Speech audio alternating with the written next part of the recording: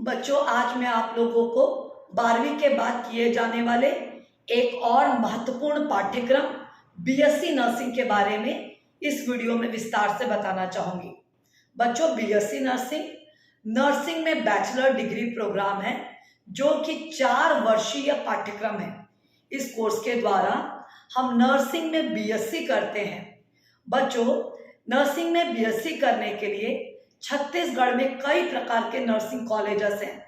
कुछ nursing colleges medical college से संबंधित होते हैं और जबकि कुछ नर्सिंग कॉलेजेस सिर्फ नर्सिंग के पाठ्यक्रम को कराते हैं। बहुत सारे प्राइवेट नर्सिंग कॉलेज भी छत्तीसगढ़ में हैं। बच्चों, नर्सिंग कोर्स में दाखिला लेने के लिए 2 प्रकार की प्रतियोगी परीक्षाएं होती हैं। एक प्रतियोगी परीक्षा नीट है बच्चों, और एक प्रतियोगी परीक्षा प्री नर्सिंग टेस्ट है। जो नीट है बच्चों, वो मेडिकल के प्रवेश के लिए जो परीक्षा होती है, जिसके द्वारा हम एमबीबीएस के पाठ्यक्रम में दाखिला लेते हैं, उसी परीक्षा के द्वारा नर्सिंग के पाठ्यक्रम में भी दाखिला होता है। नीट के स्कोर के आधार पर, नीट में हासिल नंबर के आधार पर नर्सिंग में भी दाखिला होता है। बहुत सारे मेडिकल कॉलेज जहां पर नर्सिंग का भी पाठ्यक्रम चलता है, उन कॉलेजेस में नीट के स्कोर कार्ड के द्वारा नर्सिंग में दाखिला होता है। और अन्य नर्सिंग कॉलेज जिनमें सिर्फ नर्सिंग का पढ़ाई होती है, उनमें नर्सिंग कोर्स करने के लिए छत्तीसगढ़ शासन जो परीक्षा कराती है वो है बच्चों प्री नर्सिंग टेस्ट। बच्चों, इस परीक्षा के बारे में मैं विस्तार से नहीं बताना चाहूंगी क्योंकि इस संबंध में मैं एक वीडियो पहले ही बता चुकी हूँ। नीट कैसे होता है, कितने नंबर के प्रश्न आते हैं और कब इसका फॉर्म अभी आ चुका है बच्चों, और कैसे इसका पूरा प्रारूप के संबंध में मैंने एक वीडियो बना लिया है। नीट के स्कोर कार्ड के आधार पर नर्सिंग कॉलेज में हम एडमिशन ले सकते हैं।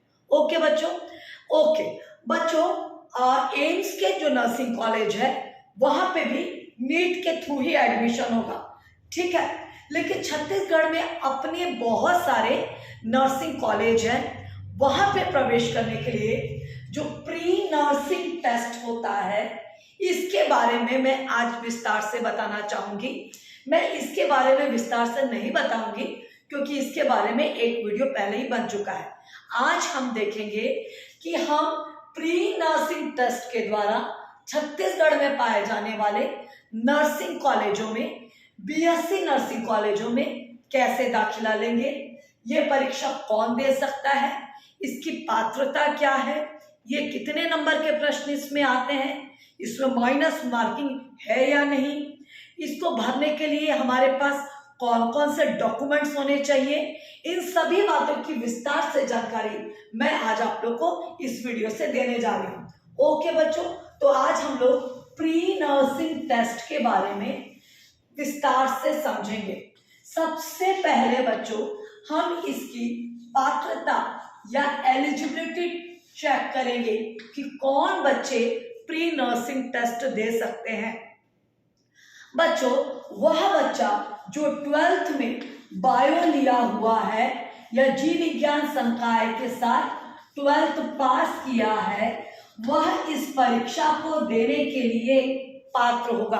12th में बायोलॉजी होना जरूरी है, फिजिक्स, केमिस्ट्री और बायोलॉजी के साथ। बच्चों, दूसरी इसकी एलिजिबिलिटी है कि 12th में जनरल कैटेगरी के बच्चों के लिए 45% न्यूनतम होना अनिवार्य है।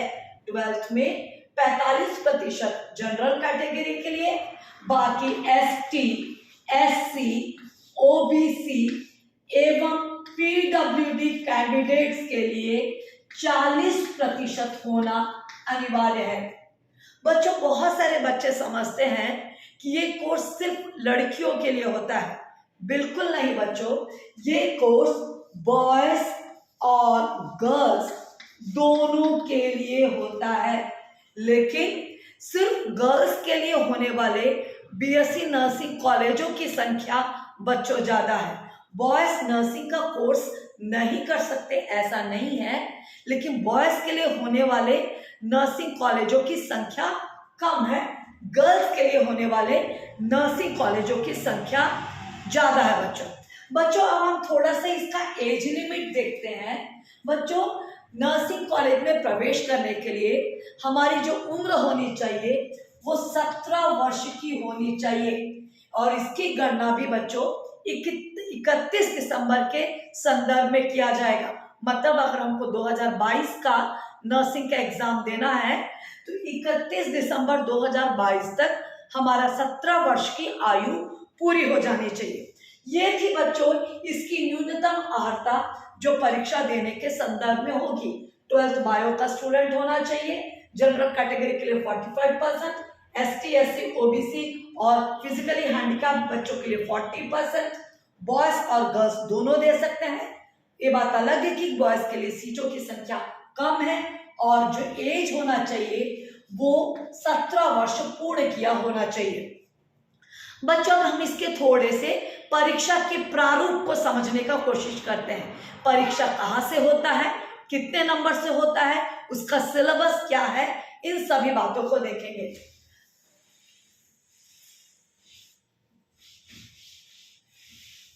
बच्चों प्री नर्सिंग जो टेस्ट होता है उसकी परीक्षा का कुल जब प्रश्न होते हैं वो होते हैं बच्चों 100 प्रश्न। 100 प्रश्नों की परीक्षा होती है जिसमें बॉटनी से या वनस्पति शास्त्र से 25 प्रश्न, जूलॉजी से 25 प्रश्न, फिजिक्स से 25 प्रश्न और केमिस्ट्री से भी 25 प्रश्न। इस तरह बच्चों 25-25 प्रश्न सभी विज्ञान के विषयों से है और कुल मिला के 100 प्रश्न आते हैं। प्रत्येक प्रश्न का 1 अंक होता है बच्चों। मतलब ये परीक्षा 100 अंकों की है, 100 अंकों की परीक्षा है। सही होने पर 1 अंक मिलेगा और गलत होने पर माइनस मार्किंग इस परीक्षा पद्धति में नहीं है बच्चों। जो प्रश्न पत्र आएगा वो हिंदी में और इंग्लिश में दोनों आएगा। आप अपनी सुविधा अनुसार माध्यम का चयन कर सकते हैं बच्चों। जो परीक्षा होगी वो 2 घंटों की होगी। 100 प्रश्न करने के लिए उपलब्ध समय 2 घंटों का होगा। परीक्षा ऑफलाइन होगा। आप पेपर पेन मेथड से परीक्षा देंगे। परीक्षा का प्रारूप MCQ पैटर्न होगा। बहुविकल्पीय तरीके से प्रश्न होगी। 100 बहुविकल्पीय प्रश्न होंगे। 4 विकल्प में 1 विकल्प सही होगा। सही विकल्प को आपको OMR शीट में बबल करना होगा। ओके बच्चों, जिसके लिए 2 घंटे आपको मिलेंगे। दोनों भाषाओं में प्रश्न पत्र छपे होंगे। जो भाषा आपको सुविधाजनक लगती है उसमें पढ़िए, उत्तर को सही चुनिए और OMR शीट पे बबल कर दीजिए।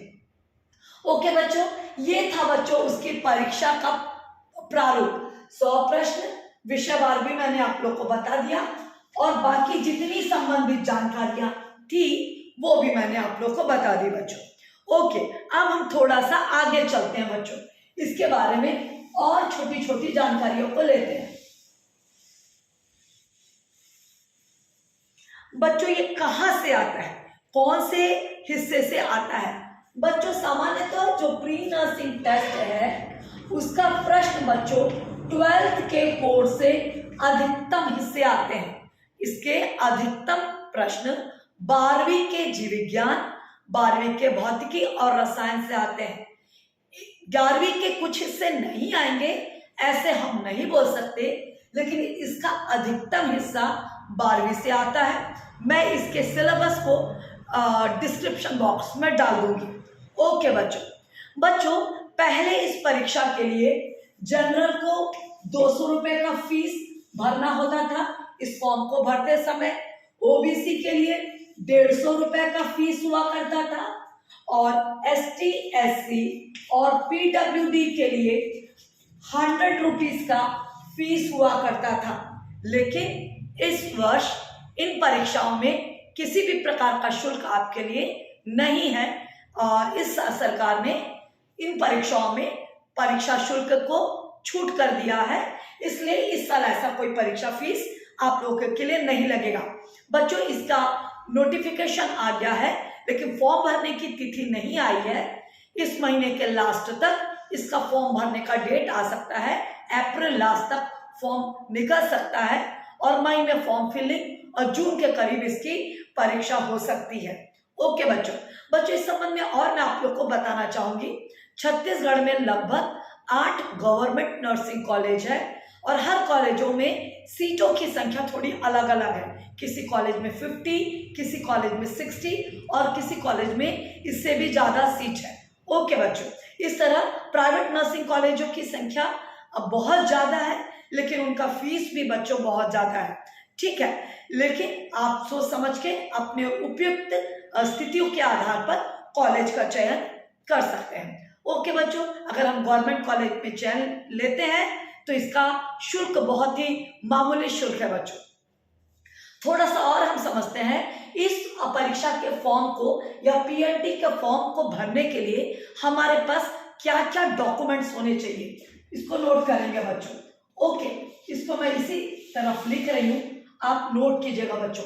10th का मार्कशीट होना चाहिए, 12th का मार्कशीट होना चाहिए, निवास प्रमाण पत्र डोमिसाइल होना चाहिए, एक फोटो होना चाहिए जिसे आपको स्कैन कर लेना है बच्चों।